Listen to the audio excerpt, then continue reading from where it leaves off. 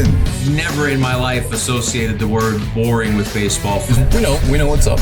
Me? Yeah. Famous? Yeah. And I'm like giddy over there smiling like, we're about to win this shit. Did everyone give you crap? Give me a good host story. I'm not picking it up. We both love the game. We talk about it every day. Getting off baseball. Having some popcorn, you're fooling around your phone. I'd have to weigh mine for 3 hours. Hang on, because it's about to be a wild ride. There's no human being in the Charlotte County district, no, on the planet, that I'd rather be talking to right now than Jon Daniels. Big praise. I mean, I changed that. On the planet, it's a fact. So thank you for coming back to the Baseballs and Boring podcast. People were clamoring last time. They were, man. Yeah, right. They were. My big fan base. No, it's true. It's awesome perspective. So have you settled into your sort of this is a weird question. Have you settled into your lot in life, I guess? Yeah, man. Is that a stupid question? No. I talk about it with some of the guys here a lot. I'm genuinely I'm really happy. Some people could say they're content. I'm genuinely happy. One, kind of found out a little bit over COVID, but my wife and kids still like me. So being home more than I used to be is a good thing. I get to, my kids, I have 3 teenagers, and so really kind of enjoying that piece of it. I get to do some other stuff at home, hands in a few other different things, but my second priority here is with the Rays, and the organization is unbelievable, top to bottom. People are great. I get to do fun stuff and be part of it, and then I also get to go to sleep at night without the stress that.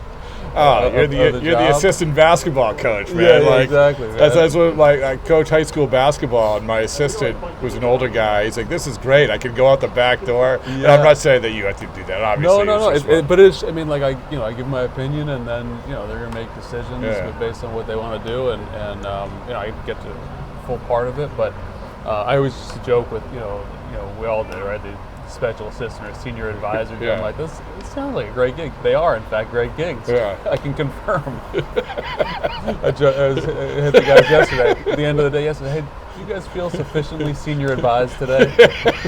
That's pretty good. It's like John Gibbons came on the podcast. He's like, bench coach is the best. It's the best. But sincerely, obviously, very important role and very important sort of every front office has so many different sounding boards and people to talk to.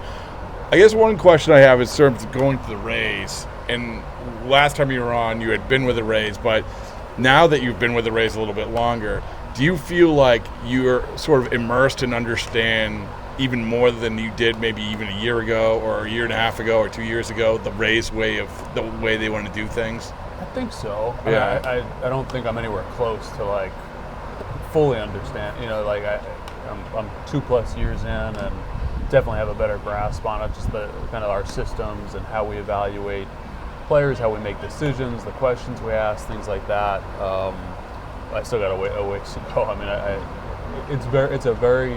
Was it a lot when you first started? Because you had done the Texas Rangers way of doing things, which was very successful. And I'm just trying to think back. Yeah, it's definitely listen. On some level, it's very much the same, right? You're taking in objective and subjective information and making decisions. And so the kind of the player personnel side, that part is kind of easier. I think the bigger part is how we're structured as an organization. All these organizations are big these days. Right? It's not these are not mom and pop shops. Bigger than right? ever, yeah. Way bigger than certainly when I got involved. First started getting involved. I think that's the piece that's taking a little longer. Just who does what, how the information flows, why we're set up the way we're set up. That's what I'm still really enjoying to get my arms around. The when you look at the way that front offices are done now, or things are being done now, what is the biggest difference to you? Even when in the last year with the Rangers, what is the biggest difference now? Because this is an evolving thing, right? Well, I think the biggest, and this is not the most detailed answer. I just think the scale of the job is so different. Really? Yeah. It's. I mean, I think when I started with the Rangers, we were, I don't remember exactly, probably 100, 150, employees, and I think, there are numerous baseball ops groups now that are over 400. Wow. I think that's the extreme end of it. Yeah. But I think, probably the average is probably 250, 300, and I mean it's and you're talking about fields of, that we didn't even, sports science and obviously the R&D side, but like, you're talking about stuff that we didn't even think about at the time, right? And so you've got areas of technical expertise that you're managing that you really have no background in, which is good. I think it encourages you to hire smart people and give them resources and allow them to do their jobs, but it's also intimidating on some But that's level. why I say the stupid 30,000-foot view of it is, how does anyone make decisions with that many voices? I know that like information's good, but I think that's where the setup is so different, right? Yeah. Where it's like before, you had a group, you had your scouting director, your amateur guy, your pro guy, your international guy, your farm director. You had a small group of decision makers. It was kind of very entrepreneurial in a sense. Yeah, we're a big billion-dollar company, but we were, this group of 6, 8, 10 people that were making 90% of decisions. I think now it's much more, the decision makers got to take a little bit of a step back and trust that the information that they're getting, that they're not on the ground as much as I think people were in the past. But there's got to be a balance too. It's like, I don't think you can just totally manage it from the office. It's not you totally see a spreadsheet and make it. No, you got to have a feel for people. You have to love the game. You have to like players. You have to want to talk players, be comfortable in those environments as well. Whereas like you might not be able to fully comprehend everything that's going on, or teach pitch design, or whatever but you have to have like a baseline understanding of it and appreciate like who's good and who's not. I was listening to Mark Cuban, who you may know. Yeah. You tight with him from the Dallas, or not tight with him? No, I met him a few times. When he was when the team was in bankruptcy, the Rangers were in bankruptcy in 2010. Okay. He had partnered up actually with Jim Crane, who ended up buying the Astros, and they were. Oh, they almost bought the Rangers. Yeah, they almost bought the Rangers, and so I stayed out of it at the time. But afterwards, I was like, I got to meet this guy. Like, so we went out for lunch. This is after the fact. After the Ray Davis, Bob Simpson, Nolan Ryan, Chuck Greenberg, that group won the bid through bankruptcy court. And so I was all right. Now I want to reach out. So I reached out to Mark, and we had lunch. We've talked a few times since, but anyhow, that's the extent of it. No, but so he was on a competing podcast, probably about the same amount of downloads, Smartless, but I was listening to him, and he's talking about what would you do different from the younger version of yourself, and he said probably like back then I said I know the answer, so I am going to hire that guy right away because I know, and I'm going to do this right away because I know, and it's not taking into information, right? You were pretty young when you took over, and I don't know if there was that dynamic, or if you were pretty good about understanding we have to get all the information and then go. Well, the decision, in other words, the decision-making process isn't just it's a hard thing to do, right? It is. So I think that I think you've got to be able to make quick decisions. You've got to be I don't think you can be always slow, and I think the slow is on the front end. It's like setting up your systems, hiring the right people, investing in them, developing them, making sure that your information is going to be good. Because I think when it's time to make decisions, you've got to be really. I think that's one of the things that I've watched Eric here do. He is incredibly decisive and quick to make calls when it calls for it, and understands there's a timeliness and there's a window to make these things. But the slow down part is on the front end, and that's what I didn't do well at the beginning. 2006, we made some stupid decisions. No. First of all, you didn't make stupid decisions. You made very good decisions. I'm here to build up. But you did tell me the example of the Adrian Gonzalez deal, like that. The Mike Lowell deal. Oh yeah, Mike Lowell deal. But the reason some of those decisions were, whether they worked or didn't work, but the ones that didn't work generally, it wasn't so much that the actual evaluation was wrong. It was the lead up to it, and our competitive, where we were competitively at the time, and what we were trying to do, and then we just stepped on the gas before we were really ready. And I think once we put a plan in place, kind of 07 forward, you could see everything made sense. It fit together, but we like leaned into our strengths, which was we were heavy like on the scouting side, the development side. We leaned into that, and we built this like young group of players that ultimately came up to the big leagues. But that's where that's what I see here with the Rays. Like everything it's a long-term mindset. There's no shortcuts, and it really has to come from ownership. Like you can't operate it at if you have a different philosophy from ownership, and they want to accelerate it, and they want to make headlines, and they want to do this or that. I think when you're aligned, and everybody's like, hey, we're going to stay focused on the big picture, long term. You see the results. 2008 forward, like despite like a low payroll, results are results, man. Wins. These guys have killed it. Yeah, they've killed it. So I mentioned my synopsis. Mike Lowell, you slept on it like a day, and we don't need to read the Mike Lowell Josh Beckett thing. Oh yeah. I was actually thinking about when we were going to trade Max Ramirez for him and the that deal was that deal was like a great example where like you have to be timed. You have to be able to make a quick decision. We had the information. I had just gotten the job, and I wasn't. This is the ready. Josh Beckett, Michael.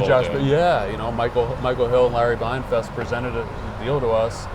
Before Boston was really involved with Hanley, it was our deal to have. It was Hank Blaylock and then either Thomas Diamond or John Danks. And I thought, like at the time, what I wanted to do is I wanted to get buy-in from everybody. So I talked to like just about everybody in our organization on Danks versus Diamond. And when I finally made a decision, I called Larry back, and he was like, "Well, sorry, we're going another direction." You got to be you have to be deliberate, but you got to be ready to go. What was the Adrian Gonzalez thing I have to ask? That was like we thought we were better. We thought we were ready to compete in 06. We were ready to win. We were not. We weren't built to win. And so we traded Adrian Gonzalez and Chris Young to San Diego. Kevin Towers did the deal, and it was a 3-for-3, but the main guys were Adam Eaton, the pitcher, and Aki Otsuka. And anyhow. Otsuka pitched well for us, and then he got hurt. Actually, in Boston, he got hurt. Right before the trade deadline. But we weren't. We underestimated how good Adrian was going to be. But I think more importantly, like we shouldn't have been we weren't like a piece or two away. Like we shouldn't have been trading young players like that. But so I want to go back to when you look at guys, one of the things that you did really well, like that resulted in the World Series win the other day, was signing guys who are going to be foundational guys. And I think that, like you said, sustainability is important. But what we're also seeing is that the teams that are winning the World Series are teams that have guys like you signed, like the Seagers and the Simeons, and the guys that, hey, listen, we can build around this. Would you agree with that or not? In other words, what I'm saying is that I think some teams are so hesitant to allocate the resources for this foundational guys, where I think it's proving out that it's really important to have foundational guys. Like the extreme example is the World Series, where try getting through Mookie Betts, Freddie Freeman, Shohei Ohtani. Right, good luck. Yeah. So but same thing. It was the same way with the team that you helped build with the Rangers. Yeah, I mean, listen, I agree with you. Yeah.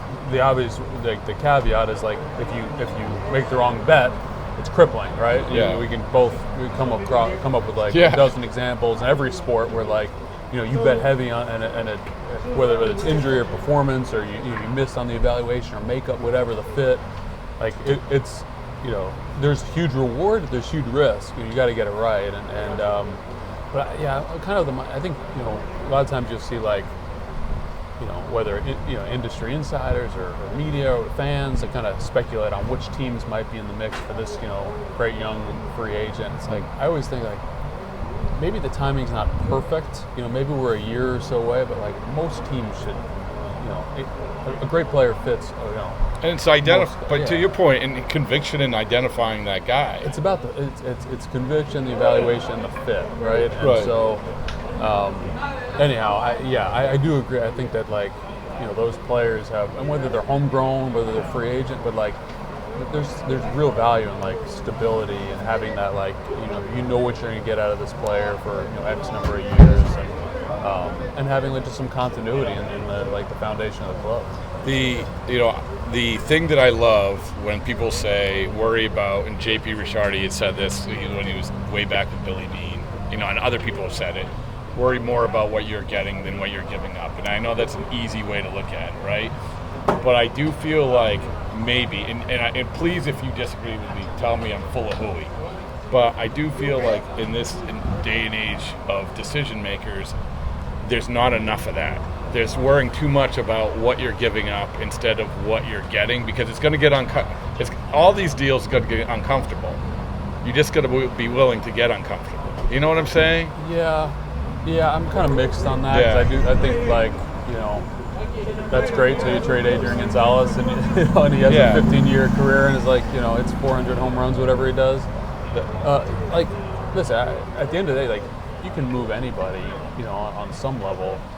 To your point, it's like, as long as the deal, like, you know, fits the club. Yeah. Right? Well, that's a big thing, right? Fitting the club in a lot of ways, financially, on the field, totally. clubhouse. And like, do you have, other players at that position, and you know, you have some depth in that area and things like that. But I do think that, I think to your broader point, like, I do think that there might be more risk in operating that way, and stuff, but I also think there's like great reward. And I think like teams that operate with conviction, whether their basis is on like scouting reports or their basis is more on like a model, like teams that operate with conviction and are ready to make like swift decisions are at an advantage.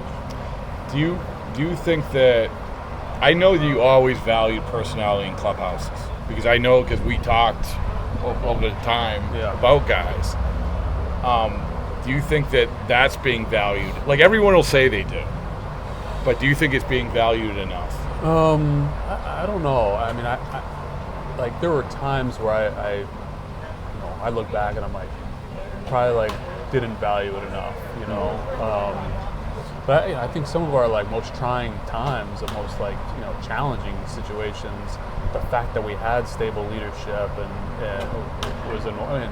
You know, we brought Adrian Beltre in, Mike Napoli in, and you know, Michael Young was displaced at the time. Like, he was pissed at me for how and rightfully so. There are things I wish, looking back, I wish I had done a little differently.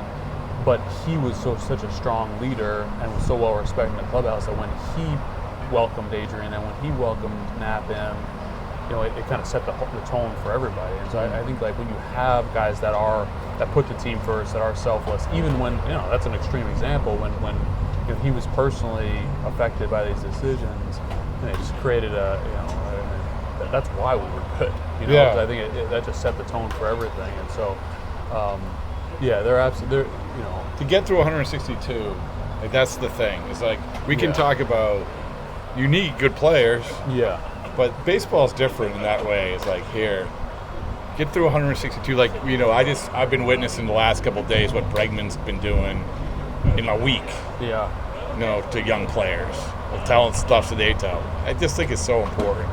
Oh, and like how you handle like struggles and like the example you set for younger players, and there's all the cliches you hear about, you know, not taking your at bats in the field, and like, but that's real, you know, and you know, different organizations have different distractions around them, right? And like, I think the veteran guys around, and it doesn't even have to be a veteran, but just like the real stable personalities can really set an example for everybody else how to block that other stuff out. All right, what are you gonna do? What's your young man? Your young man. What am I going to do? What's the play? You commissioner? No, pass. I'll pass on that one. No, I mean, do you want to? I mean, would you? You know, because you've had opportunities, and like, so I know that you're really happy, and it's a great organization, and everything, and I'm sure it's been awesome because you've learned every time you go somewhere new, you learn. But is there a scratch that you want itched, or are you just? I mean,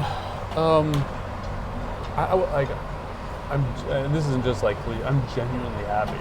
Like, the people here. Obviously, I had a relationship with Eric coming in. Now I have a relationship with, you know, dozens of people here, and they like, I love like, I'm not close with ownership here per se, but like just what I hear about them, what I see with Stu, and like I like working for and with good people, like that actually have like, you know, backbone and a heart and care about other people, and like I feel really aligned with kind of how they do business here and how they care about. So I'm like, this is not just I'm genuinely happy here, you know, when my kids are, sometimes you think about, like, all right, my kids are out of the house, maybe I want, but like that's kind of when I'm hoping to, like, you know, Rob and I will travel and do some different stuff. And I don't know, I've had a chance to get involved in, you know, some little charity stuff, a little, like, you know, learning about real estate and some, like, I don't know, maybe something takes off and it leads me, but I'm not looking for it. One day at a time. Yeah, I'm just enjoying it, honestly. Yeah. Like, No, that's good. I feel fortunate, like, that I could say that. Like, I you know, I'm not naive to the fact that, you know, both my parents, my mom was a teacher, my dad was in education, had a small business, and, like, you know, they're 70s and you know, still getting after it. And, like, I appreciate my, you know, what I have. I really do. Listen, I'm happy that you're happy. The world changes. Who knows? Like, who would ever have thought that the Yankees be growing beards and mustaches, right? You could play for the Yankees now, man. I mean, I think that's why they did it. Absolutely, it's absolutely that's absolutely why they. I mean, it's things that we never thought would happen. You're right. I mean, you probably never thought. I don't know. Yeah, I mean, yeah. It's okay. You don't have to go. Yeah. That's fine. It's all good. And the great thing about the Rays is that it's funny because, like, we do our predictions, and every single year it's the same thing. It's like, oh yeah, every team's different, and you get to the Rays, and you're just like, I don't know what to tell you, man. They're just gonna figure out. They're just gonna be in it. They're just gonna figure out a way. It's incredible. They do an unbelievable job. You know, I've got to play a little small role now, but I mean, it blows me away. And not just like, you look around the league. I mean, how many, like, managers and pitching coaches and bench coaches and GMs and assist. I mean, just there's all over the place. Yeah, it's crazy. It's I mean, really, like, I don't know that they get the respect that I personally think they deserve for, like, they've changed the way the game operates. Well, I don't think. I was talking with someone the other day about Cashy, and about how. And by the way, excellent job by identifying, being the first to interview him. Yeah, he's a stud. But longest tenured manager right now, right? Correct? I think. Sounds right. I think he is. And yet, like, you know, he's low profile. He deserves. I mean, let's just say he deserves more credit than he gets. I think. I totally agree with you. I think he does an outstanding job. But again, like, that's where it's like the alignment from, you know, Matt Silverman, you know, was like basically, you know, hired him with, you know, he was filling in as a GM at that time before from the business side, and now, you know, Eric, and their alignment with ownership and cash and through the farm system, and, like, you know, you talk about the right fit with players. Like, I think Cash, like, is the perfect. You know, he and I talked about it, that, you know, he was a finalist for us in Texas. Yeah. And he said, he goes, hey, I wasn't ready, you know, but he came here in a situation where, like, it was, like, again, long-term, they saw things, they were going to develop them, they were patient, and, like, to come out on the other side of that, and he's, you know, one of the best in the game. It's in the interview you had with him, it went well. Yeah, it went well. We except I was late to take my son to Little League practice. He had to come with me to my house. Did he? Yeah, Cash came to my house, and we took Lincoln to practice, then we went out to dinner afterwards. But I'll see. But he appreciated that, and because you're a good family man. So, yeah. Hey, thank you so much, man. I appreciate it. Anytime, Rob.